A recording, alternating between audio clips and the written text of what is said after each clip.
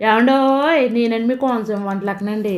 ఈరోజండి మా వారండి పచ్చిరొయ్యలు పట్టుకొచ్చి ప్రతిరోజు పులుసు ఇగురులా కాకుండా కొంచెం వెరైటీగా వండమన్నారండి. ఈ వెరైటీగా ఎలా వండాలా అబ్బా అని ఆలోచిస్తానండి. ఇగోండి ఈ నెయ్యి వేసండి ఈ రొయ్యలు వేపుడు చేశానండి. ఉందండి మరి అద్భుతంగా ఉందండి బాబు. ఎలా చెయ్యాలో ఏటో పూర్తిగా వీడియోలో చెప్పేస్తానండి. పక్కాగా నేను కొలతలతో సహా చెప్తాను, రండి చేసేసుకోవచ్చండి.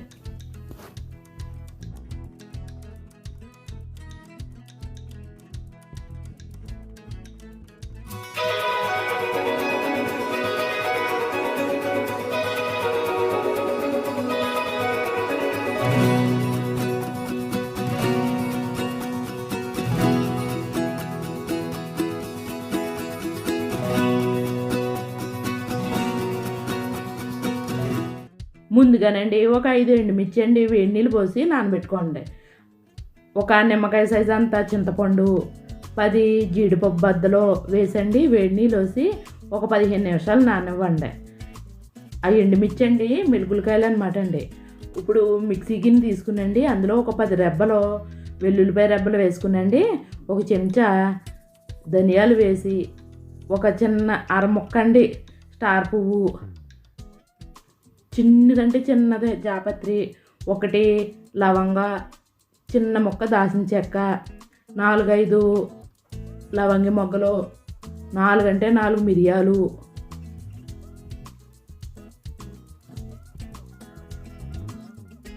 చిన్న మరాఠీ మొగ్గండి, జీలకర్ర ఒక చెంచా, గసగసాలు ఒక చెంచా అండి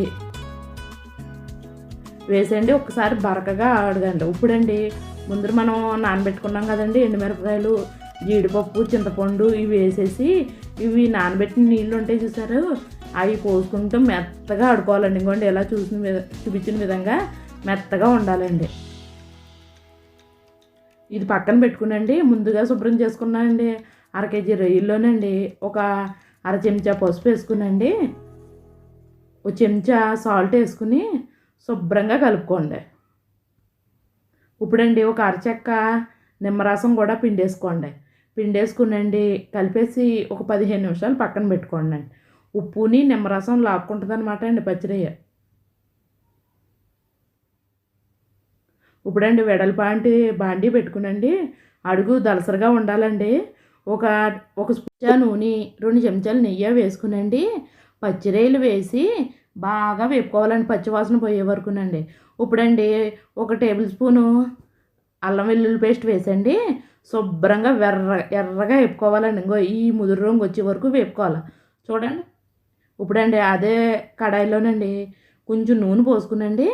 ఇప్పుడండి మనం ముందర తయారు చేసుకున్నాం కదండి ఈ పేస్టు, ఎండుమిరపకాయల ముద్ద, ఆ ముద్ద వేసేసండి పచ్చివాసన పోయే వరకు వేపుకోవాలండి. ఇది అడుగు పడుతూ ఉంటుందండి, దగ్గరుండి కలుపుకుంటూ ఉండాలండి. 2 రెబ్బలు కరివేపాకు కూడా వేసేసి ఒక్కసారి బాగా కలిపేసుకోండి. ఇప్పుడండి మనం ముందర వేపుకున్నాం కదండి పచ్చిరొయ్యలు, ఆ పచ్చిరొయ్యలు కూడా వేసేసి బాగా వేపుకోండి.